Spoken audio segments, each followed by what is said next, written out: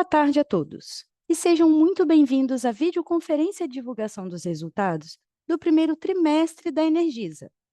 Informamos que esta videoconferência está sendo gravada e será disponibilizada no site de RI da companhia, onde se encontra disponível a respectiva apresentação. Destaco para quem precisar de tradução simultânea, temos essa ferramenta disponível no ícone do globo escrito Interpretation, localizado no centro inferior da tela. Ao selecioná-lo, escolha o seu idioma de preferência, português ou inglês. Para aqueles ouvindo a videoconferência em inglês, há a opção de silenciar o áudio original em português, clicando em Mute Original Áudio.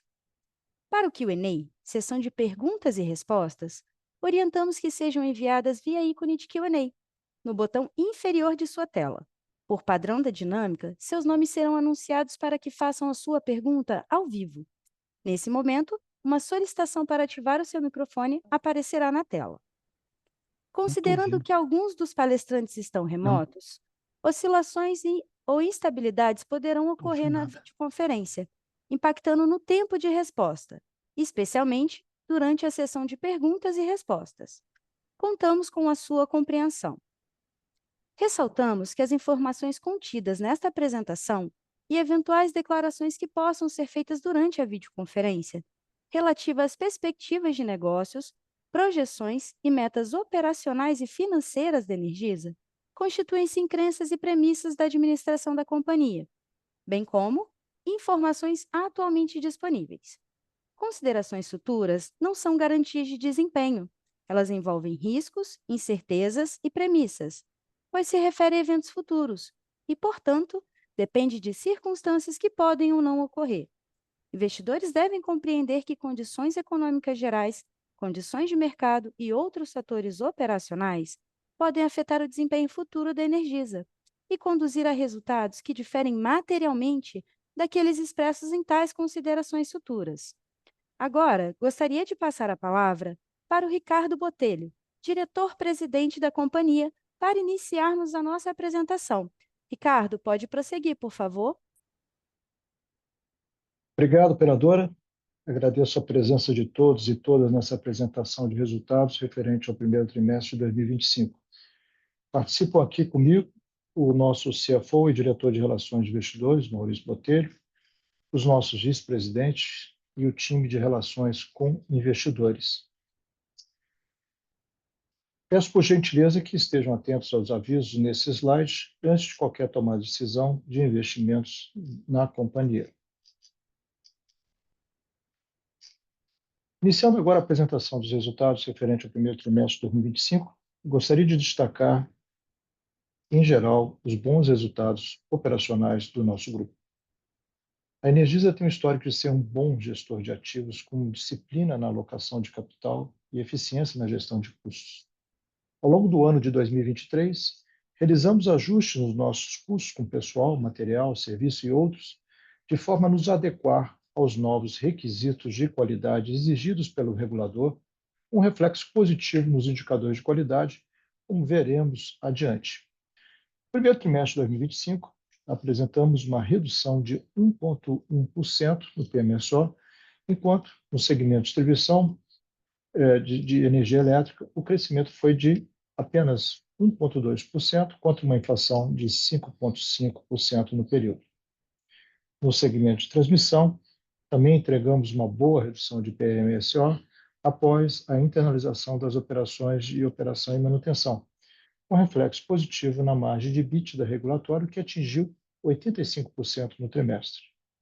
Na S-Gás, continuamos ampliando o número de novas ligações e protocolamos a proposta do plano de negócio junto ao regulador para o segundo ciclo de tarifário da distribuidora, o primeiro sob a nossa gestão. Este plano prevê 1 bilhão de investimentos até 2030, recursos que serão destinados a promover a interiorização do desenvolvimento do Estado do Espírito Santo, a democratização energética e garantir uma operação segura, confiável e de qualidade. Os investimentos, mais do que recompor anos de atraso no desenvolvimento da infraestrutura do Estado, irá gerar benefício para os municípios, para a população e para o meio ambiente. Na Norgás, estamos avançando com os planos de investimento e redução de custos nas distribuidoras que detemos participação minoritária. Obtivemos bons avanços no desempenho financeiro e operacional das demais subsidiárias do grupo nesse trimestre, atacando a inadimplência e o churn nos negócios de geração distribuída, que iremos destacar no próximo bloco com mais detalhes. Mesmo com o ambiente macroeconômico mais desafiador no Brasil neste ano, acreditamos na qualidade, na complementariedade e na resiliência dos ativos do nosso portfólio para continuarmos gerando valor superior para os nossos acionistas, mesmo nessas circunstâncias. Nossa disciplina operacional e financeira, a nossa centralidade no cliente e um olhar atento para a inovação e oportunidade de crescimento é o que tem nos movido há 120 anos. Sendo assim, aproveito então para passar a palavra agora para o Maurício Botelho, CFO e diretor de Relações com Investidores do grupo, para seguir com a apresentação dos resultados no primeiro trimestre de 2025. Muito obrigado, Ricardo. Boa tarde, agradeço a todos pela presença na divulgação de mais um resultado trimestral do Grupo Energisa. Neste trimestre, apresentamos o lucro líquido consolidado de 1,03 bilhão, que representou queda de 9,5% em relação ao mesmo trimestre de 2024. A geração de caixa medida pelo EBITDA contábil também teve decréscimo de 5,2% e totalizou 2,4 bilhões. No trimestre, tivemos alguns eventos extraordinários e/ou não recorrentes, como o reconhecimento do reajuste tarifário extraordinário da Energisa Rondônia. Essa RTE estava prevista para ocorrer em 2019, mas foi deliberada pela ANEEL somente em março desse ano. Esse efeito positivo no EBITDA foi de 177 milhões e no lucro líquido foi de 185 milhões. Destaco o impacto no lucro líquido, considera 103 milhões de receita financeira líquida de impostos em função da atualização monetária dessa RTE. Em termos de EBITDA recorrente, no primeiro trimestre desse ano, recuou 15,8% no comparativo com o mesmo trimestre de 2024. Entre os fatores que contribuíram para a queda de margem, destaco os reajustes tarifários negativos que ocorreram em 2024, principalmente nas distribuidoras universado no mês de abril e que são reajustados pelo GPM. No primeiro trimestre de 2024, esse indicador foi negativo e reduziu tarifas nas duas das maiores concessões do grupo, a Energisa Mato Grosso, a AMT, e a Energisa Mato Grosso do Sul, a AMS. Esse efeito será compensado pelos reajustes positivos da parcela B que ocorreram nesse ano. No segmento de transmissão, a entrada em operação da Energisa Amapá e a energização de projetos da Energisa Amazonas e Energisa Tocantins impactaram negativamente o EBITDA societário. Já na revisão regulatória, o EBITDA desse segmento cresceu 16,4%. O lucro líquido da controladora fechou o trimestre em 775 milhões, 14% abaixo do mesmo período do ano anterior, como já foi mencionado. E o lucro líquido consolidado foi de 1,03 bilhão no trimestre, 9,5%. Entretanto, quando ajustamos o lucro líquido pelos efeitos não caixa e não recorrentes, tais como a RTE da Energisa Rondônia, as operações de quasi equity no trimestre, o lucro líquido consolidado recorrente fechou em 390,7 milhões, que é 48% abaixo do mesmo trimestre de 2024. Como já mencionado pelo Ricardo, o ano de 2025 já se concretiza como um ano de PMSO estabilizado e controlado, com crescimento abaixo da inflação, tanto no segmento de distribuição de energia, como na visão consolidada. A queda nos investimentos, a despeito da inflação do período, se deve, em parte, pela conclusão de alguns projetos de transmissão da Energisa Tocantins 2, Energisa Amapá e Energisa Amazonas.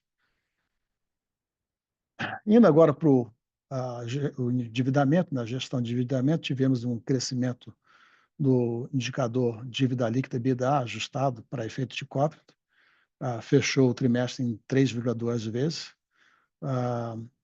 Aí, fazendo um parênteses aqui, se ajustamos aqui esse indicador pelas provisões de crédito de GD que foram atribuídas aos consumidores e que iniciamos a contabilização no último trimestre de 24, e esse efeito ainda não caixa no momento, né? Aí esse patamar retorna aí praticamente para 3 vezes. Cabe destacar que nesse trimestre, melhoria do perfil da dívida, custo médio está abaixo de 100% do CDI. Indo para o segmento de distribuição, além do destaque de desempenho no controle de custos operacionais, que já mencionamos, vale destacar a performance dos indicadores de qualidade, DEC e FEC, tanto dentro dos limites, todos eles dentro do limite regulatório, sendo que algumas concessões aqui conseguiram um recorde histórico, como foi o caso do Energisa Acre, Energisa Sergipe, com melhoria em ambos os indicadores e melhor da série histórica. Também tivemos melhor FEC histórico para Energisa Rondônia e Energisa Sul-Sudeste, e melhor DEC histórico para Energisa Tocantins.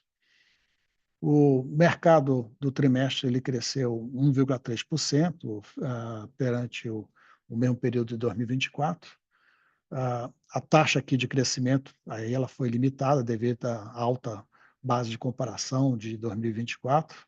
Naquela ocasião, aquele trimestre cresceu 11,9% em relação ao mesmo trimestre de 2023 e representou, na ocasião, o maior crescimento em 21 anos. A alta neste trimestre foi disseminada entre segmentos industriais, com destaque aqui a produção de alimentos, minerais, borracha, e motivado também por novas cargas e aumento de produção. Nas perdas totais, tivemos um indicador estável na comparação com o quarto trimestre de 24. Apresentamos uma redução de 0,39 pontos percentuais no comparativo com o primeiro trimestre de 24, fechando em 12,34%. Vale aqui realçar o desempenho da Energisa Rondônia, com redução de 21 pontos percentuais aqui na comparação com o último trimestre, e também da Energisa Tocantins, com evolução similar, e uma boa evolução em relação ao mesmo trimestre do ano anterior. Aqui eu gostaria de fazer uma observação, que a ANEEL recentemente passou a considerar o impacto da geração distribuída no cálculo das perdas não técnicas regulatórias, a partir do evento tarifário de cada distribuidora. Para a Energisa, a Energisa Mato Grosso do Sul e Sergipe, já consideram o limite regulatório a partir de abril, data do último reajuste tarifário. A expectativa é que o limite regulatório sofra ajustes graduais de até 1,15% no ciclo de 12 meses até o ano de 2026. A disciplina de custos, combinado com a adequada entrega de indicadores regulatórios da concessão, é que caracteriza aqui a Energisa como operador de excelência. Esses resultados reforçam o compromisso da Energisa em gerenciar de forma eficaz seus negócios regulados, focando constantemente na otimização de processos, adequada gestão regulatória para assegurar a sustentabilidade financeira e potencializar a rentabilidade. Agora eu gostaria de comentar os avanços significativos alcançados no segmento de transmissão do trimestre. Em fevereiro, solicitamos a licença prévia da Energisa Maranhão, etapa importante no processo de licenciamento, já que é uma atividade predecessora à obtenção da licença de instalação. O projeto é de grande importância para a expansão da rede base, de forma a possibilitar o pleno escoamento das usinas já contratadas na região Nordeste. Concluímos em março a montagem eletromecânica das subestações da Energisa Amazonas, marco importante visando a energização da função de transmissão referente à linha de transmissão Lechuga-Tarumã. A previsão de entrada em operação pelo prazo da ANEEL é março de 2026. Nesse trimestre já podemos perceber também os benefícios da internalização de serviços de OEM. A melhora do PMSO refletiu uma margem do EBITDA regulatório indo para 85%, ampliando de forma significativa o resultado registrado no primeiro trimestre de 2024, que foi de 77,8%. Estamos aqui permanentemente em busca de melhorias operacionais e na melhoria do desempenho dos ativos. Vamos agora apresentar os resultados da Reenergiza, a unidade do grupo dedicada a oferecer um ecossistema de soluções inovadoras que acelerem a transição energética dos nossos clientes, promovendo sustentabilidade e eficiência das suas operações. Na Reenergiza, o segmento de geração distribuída segue sendo o resultado mais relevante dentre os negócios não regulados. No comparativo do primeiro trimestre de 2024, a redução pode ser explicado por um cenário do setor mais desafiador ao longo do ano passado, que acarretou num aumento de churn e inadimplência. Entretanto, no comparativo entre trimestres, já podemos observar uma melhoria dois indicadores de redução de 1,2% no churn e 1,8% na inadimplência, após a adoção de estratégias diferenciadas que implicaram melhoria da qualidade e na seletividade das vendas. Nesse slide, vamos agora comentar sobre o segmento de distribuição de gás. A Norgás apresentou equivalência patrimonial de 30,5 milhões. No somatório dos resultados das companhias investidas para a Norgás, apresentou uma boa evolução, tanto nos indicadores operacionais como financeiro, um crescimento de EBITDA e lucro de 12,5% e 27,9%, respectivamente. Na ES Gás, finalizamos o trimestre com EBITDA de 39 milhões, 18% abaixo do trimestre do ano anterior, explicado principalmente por efeitos de redução de faturamento de PGU, que é o preço de gás de ultrapassagem, em função de demandas mais regulares dos consumidores, que contribuíram para essa composição da receita lá no primeiro trimestre de 2024. E também pela sazonalidade de demanda dos setores de siderurgia e mineração. Os investimentos cresceram mais de 100% no comparativo entre trimestres, acompanhando o plano de aceleração que foi iniciado em 2024.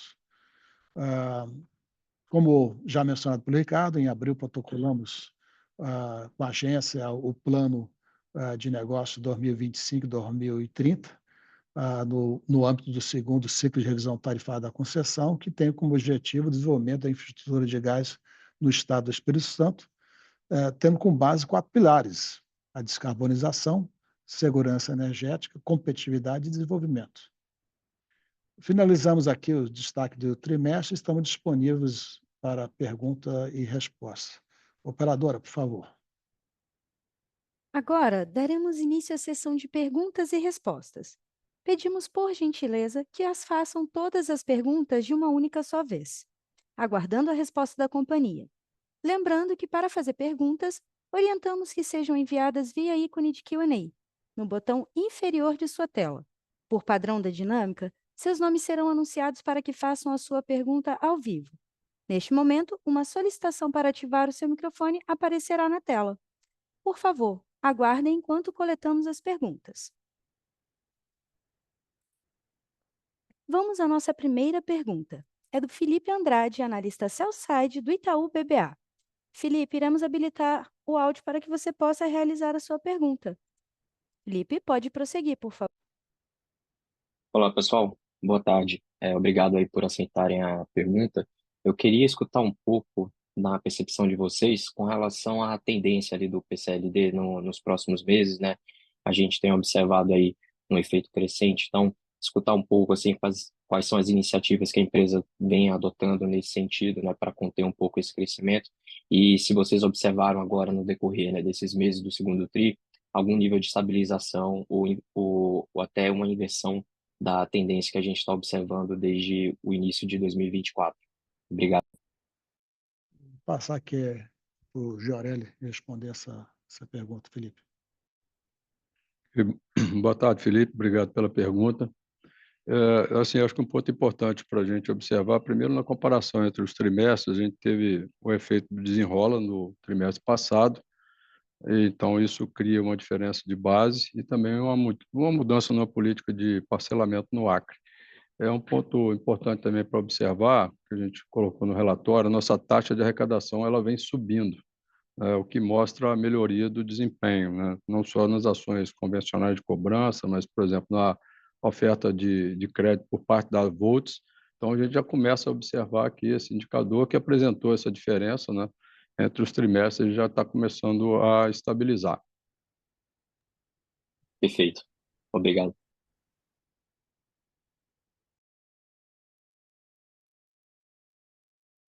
Lembrando que, para fazer perguntas, orientamos que sejam enviadas via ícone de Q&A, no botão inferior de sua tela. Por padrão da dinâmica, seus nomes serão anunciados para que façam a sua pergunta ao vivo. Aguarde enquanto coletamos novas perguntas.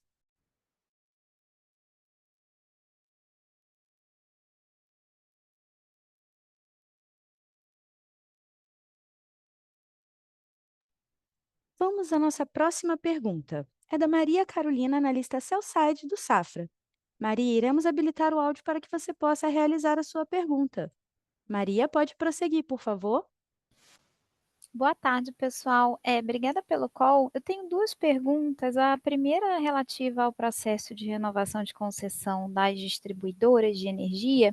A gente viu nas últimas 2 semanas o processo da EDP Espírito Santo finalmente andando, mas uma discussão que surgiu sobre o potencial uso de outras métricas que não apenas o DECFEC como suporte para a opinião, né, para validar a opinião da ANEEL sobre a renovação ou não. E, enfim, aqui é mais para tentar entender se de fato essa discussão, na opinião de vocês, foi encerrada com o encaminhamento que foi dado pela ANEEL, ou se vocês acreditam que esse é um ponto de discussão que ainda pode surgir, e até se vocês puderem atualizar um pouquinho o que é a expectativa agora em relação a calendário, né? A gente está próximo aí do fim, ou deveria estar próximo do fim dos prazos que foram dados inicialmente aí para os encaminhamentos da ANEEL dos pedidos de renovação que fossem feitos. Se vocês puderem atualizar a gente em relação a isso, ia ser bom. E no segundo tema, sobre a revisão da unidade de gás do Espírito Santo, né? Vocês mandaram o plano de CAPEX, atualizando as principais premissas ali de investimento para a distribuidora de gás nos próximos anos. Queria que vocês pudessem também passar para a gente uma atualização do que seriam os próximos passos aqui no processo de revisão dessa distribuidora de gás. Obrigada. Carol, eu vou pedir aqui para a primeira parte o Fernando Maia responder, depois o Fábio Bertolo, ele vai completar com o assunto lá da S-Gás, tá? Bom, boa tarde a todos. Carol, realmente foi uma discussão bem interessante ali no processo da Espírito Santo, DP Espírito Santo, mas no final ficou o que a gente esperava mesmo, que é se limitar aos indicadores que estavam dispostos no decreto. A nossa expectativa é que para os demais processos não seja reaberta essa discussão. Então, devem ser processos mais rápidos, instruídos com base lá pela área técnica em cima desses indicadores. É possível que já na segunda-feira sejam sorteados relatores, não para todos, mas para alguns processos que já estão finalizados lá pela área técnica. Devem ter um trâmite, espero, bastante rápido.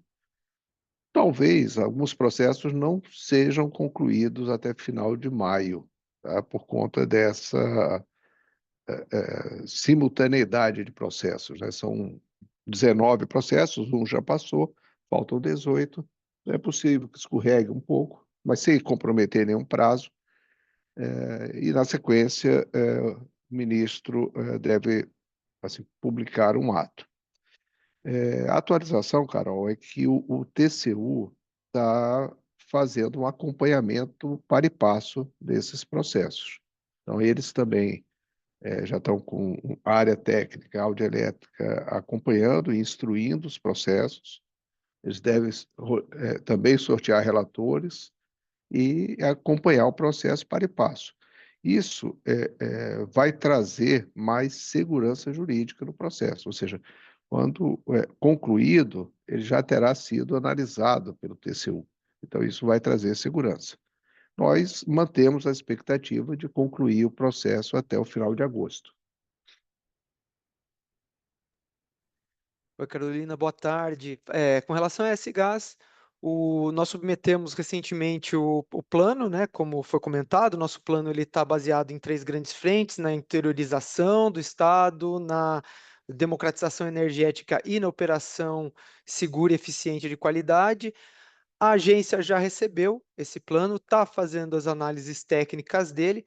O cronograma está seguindo conforme previsto originalmente pela agência, né? A gente deve ter informações disso numa consulta pública que deve acontecer, deve ser aberta no final deste mês, começo do próximo, para processos para captura de contribuições e uma nova tarifa estar vigente a partir de agosto. Tá certo, pessoal. Obrigada pelas respostas.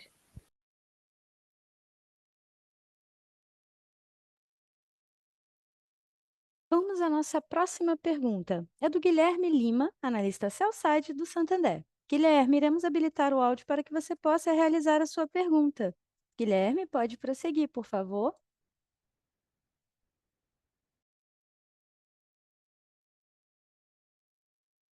Boa tarde, pessoal.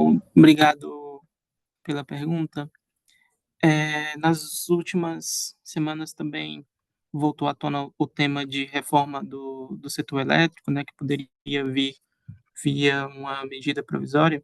Queria saber se vocês já deram uma olhada nos temas que têm saído, como é que vocês enxergam que poderiam impactar a companhia, olhando principalmente ali para os temas de abertura do mercado, e em relação também à tarifa e desconto social, se vocês já fizeram alguma análise em termos de impacto de inadimplência, e perdas. Seria isso, obrigado. Fernando, você pode responder? Sim. Boa tarde, Guilherme. Sim, a gente já fez uma análise, assim, eu diria que do modo geral, a proposta é bem interessante, principalmente aí para o negócio de distribuição.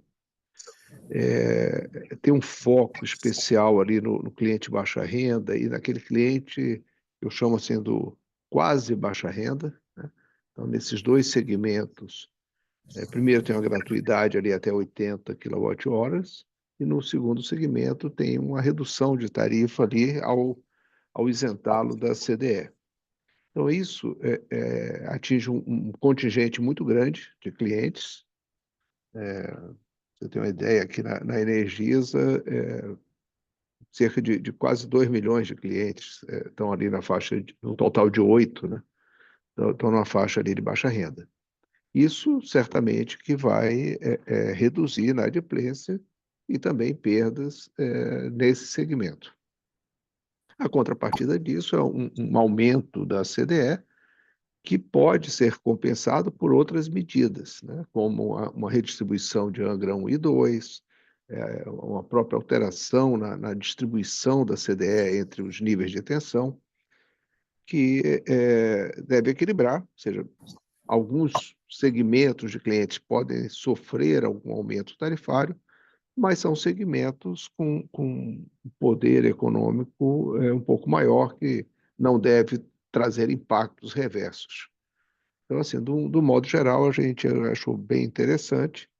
É lógico que tem outras medidas ali na medida provisória que pode afetar outros segmentos nossos aqui de negócio, né, como comercialização de energia, pode afetar também geração, apesar de que geração a gente praticamente não tem, mas o balanço é positivo. Ótimo, obrigado, Fernando.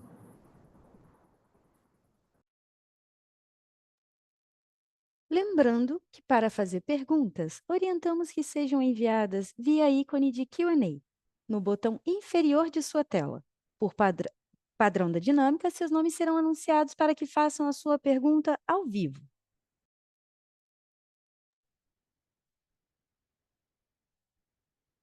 Não havendo mais perguntas, encerramos a sessão de perguntas e respostas. Encerramos a videoconferência de divulgação dos resultados do primeiro trimestre da Energisa. O Departamento de Relações com Investidores está à disposição para responder às demais dúvidas e questões.